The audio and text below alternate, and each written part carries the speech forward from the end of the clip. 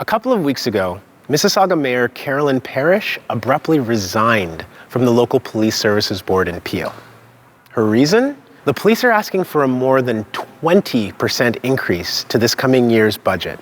And as a member of the board, Mayor Parrish was not legally allowed to criticize that proposal.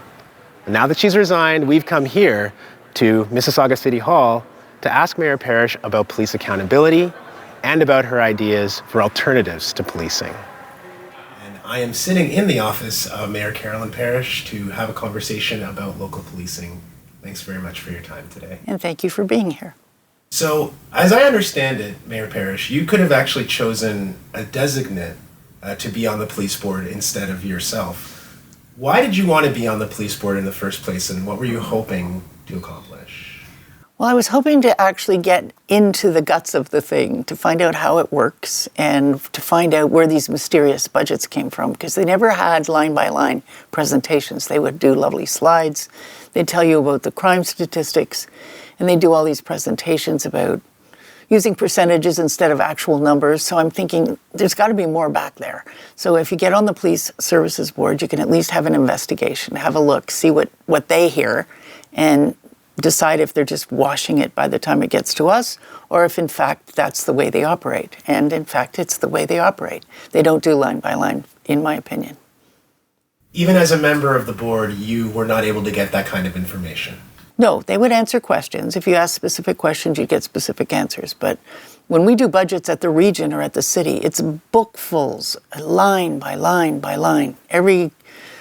Every pencil is accounted for, but that's not how they operate at the Police Services Board. Okay, so you basically resigned saying that you had an inability as a sitting board member to be critical of the budget that the board was putting forward.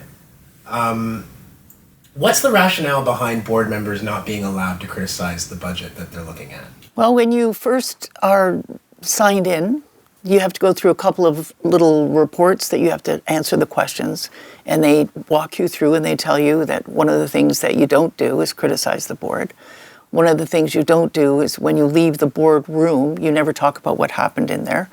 And one of the other things that you pledge to do is to protect their privacy and the way it operates. And I was the only one that voted against the budget as it was presented. And then a couple of days later, it was presented to the region.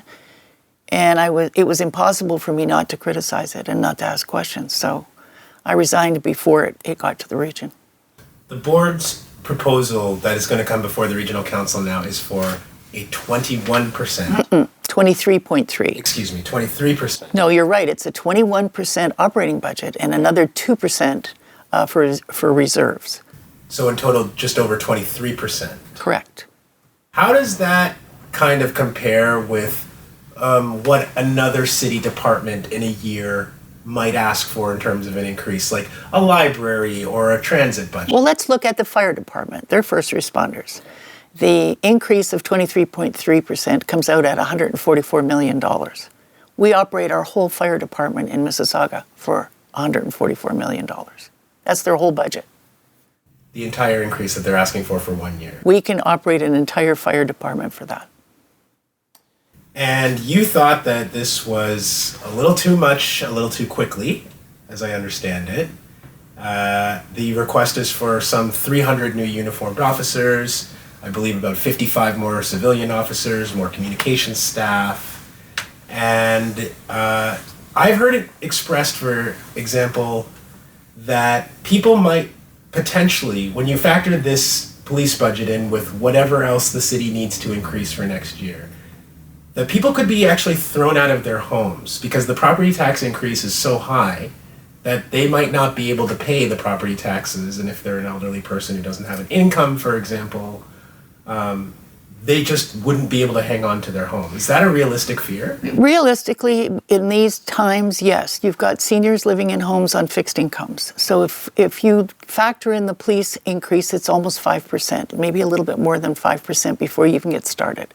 Then you have to put cost of living and you have to put increased salaries and all the things that you have to do with a city budget, which is, I think we came in at 3.3.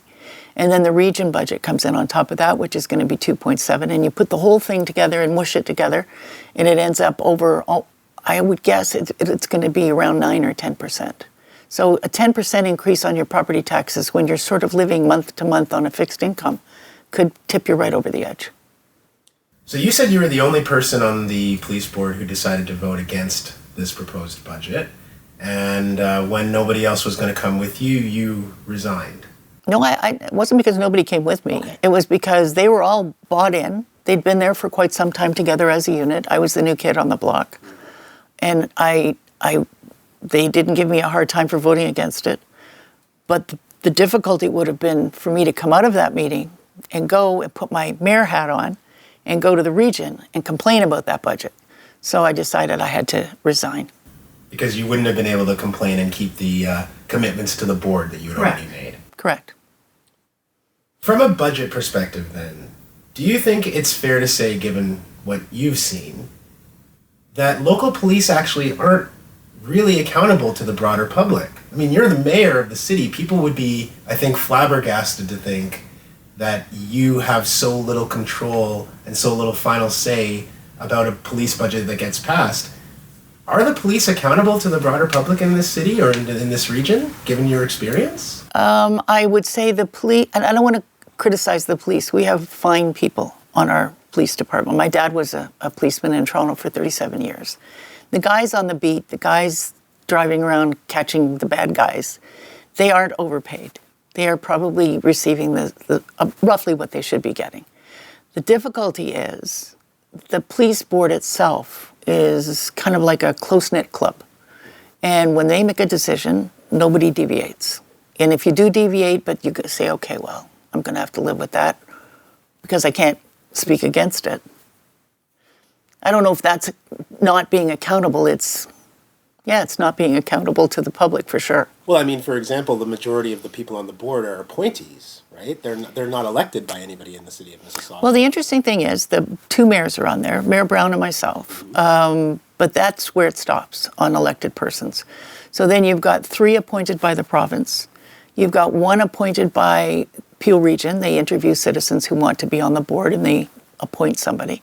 And then you've got the chair of the region that sits on it.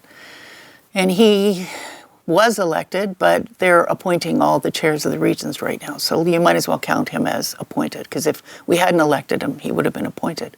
So there's only 2 elected people on there. And so, to the extent that somebody in the public looks at this potential increase and is like, this is way too much. I don't think that we should be forced to pay this. What recourse do they have now? None. What recourse do we have as politicians, as City of Mississauga politicians? We already exercised one, which was send the budget back to the Police Services Board, ask them to review it again with the footnote that we're not happy with it, it's too much. I think it took 6 hours for it to come back with a letter from the budget chief that said, no, it's fine, and we need this to serve the people properly, It was just a whole 2-page letter. The speed with which it came back was a little unnerving. The second thing that we can do is on Thursday, we can say, all right, we're setting this budget at 9.9%. And we send it back to the police board. If they say no, then they go to arbitration. And the arbitration is some body that's probably all appointees as well. So I don't know. When you say, like, we can set it lower and try to send it We back, as the council of the region of Peel. do you think there's enough consensus on the Peel Council for that to happen? No. Because Patrick Brown's crew from Brampton, they only pay 38% of the police budget. We pay 62% in Mississauga, so they're being heavily subsidized. And Patrick Brown is a big advocate for the police and wants to see more officers. It went up 16.3% last year, 23.3% this year, and we're told double digit for next year. So it's, in my opinion, a little out of control. Do you think that there are alternatives in Mississauga and in Peel Region that the city and the region could be exploring instead of trying to consistently kind of ramp up the police budget, more officers, more resources, what alternatives do you think are available? But you've been involved with the police before. You understand how it operates. You can't police your way out of social issues. One of the things I did when I was the Malton councillor is we built a youth hub. And we are feeding hungry kids. We are providing dance studios. We're providing all the things that they can't afford to pay for. We have a recording studio. And when they all get comfortable there, we have upstairs, we have drug counseling, we have mental health counseling, we have all kinds of counseling. So that's what we need to be building. And you know yourself, you've probably read dozens of reports, big, thick reports done by very significant people, and they sit on a shelf gathering dust. That's how you prevent crime, is you take care of the young people as they're growing up, you give them a good reason to live, you give them the background they need to feel comfortable with themselves, and you feed them, and you educate them. That's what we should be doing. You believe this. The reports that you cite believe this. Why do you think so few people in decision-making positions in our regions and in our municipalities, why do they keep leaning so heavily on police instead of some of these alternatives that you're talking about? Because the alternatives are time-consuming, they're expensive at the time. Every dollar you spend there is going to save you $20 in the end with jails and police officers. But it's not overnight. It's not immediate. It takes planning. It takes concentrated effort to put the money in the right places. Much easier. Throw a few more police officers in, a few more cruisers, and away you go. Okay, but speaking of immediate, the Peel Police want 300 extra officers for this coming year. Can they even train 300 police officers in a given year? And that's a good question, because last year they asked for 70, and it was a stretch to get them, because it's not just us. There's one police college. Toronto's putting more officers in. We're putting more officers in. We have officers retiring, and that's not counted in the 300. So let's say you've got another 100 that have hit a retirement age. You really have to train 400. So I don't know how they're going to get through the police college.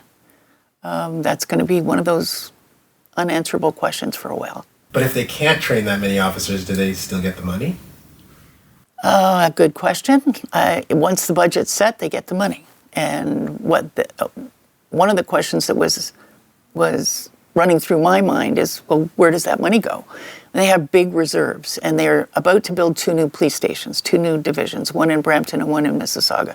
So I am presuming that's where the money goes. I wasn't there long enough to, and again, as I say, it's not line by line. So you can't sit there with a big budget and find, that's where it went. You know that for many, many years in this region, in the GTA, people have been talking about policing. People have been talking about harms caused by local police. People have been talking about budgets. People have been talking about lack of oversight. You're not on the board anymore. I would hope that means that you're a little freer than you just were to be able to speak to these things. What reforms overall to local police boards do you think we need to start thinking about? I think you need to start putting people on the boards that aren't just political choices. They're people that understand youth crime, people that understand mental health, people that are chosen carefully for the skills they bring to the Police Services Board. And you have to get rid of the super secret documents and the pledges that you're not going to say a word outside the police board meetings. You have to open them up. They have to be, I don't know why they're so secret, to be honest with you, because we negotiate our regional budgets and our city budgets in public all the time. There's no secret back room that we go to. So I don't know how to fix it, but I can tell you how I'd start. And it would be, I think, not even more elected people on there. You don't need them. You need people who understand human beings and what they need, and start looking at alternatives to just throwing more police at it. You worried about the pushback for your outspokenness since you left the board? Well, I've been in politics for 40 years, and I've never worried about pushback. And to be honest with you, they've not been threatening. They've not been nasty. I think they understand where I'm coming from. And I've framed it such that I can't wear 2 hats at once. My main job is Mayor of Mississauga. As mayor of Mississauga, I have to take care of not only all the people that need their help, but I also have to take care of the people that can't afford to keep having their tax bills go up. You think the public will be behind you on this one? Hope so. Well, I guess we're going to see. Thank you very much for your time, Mayor Parrish. Thank you very much, too.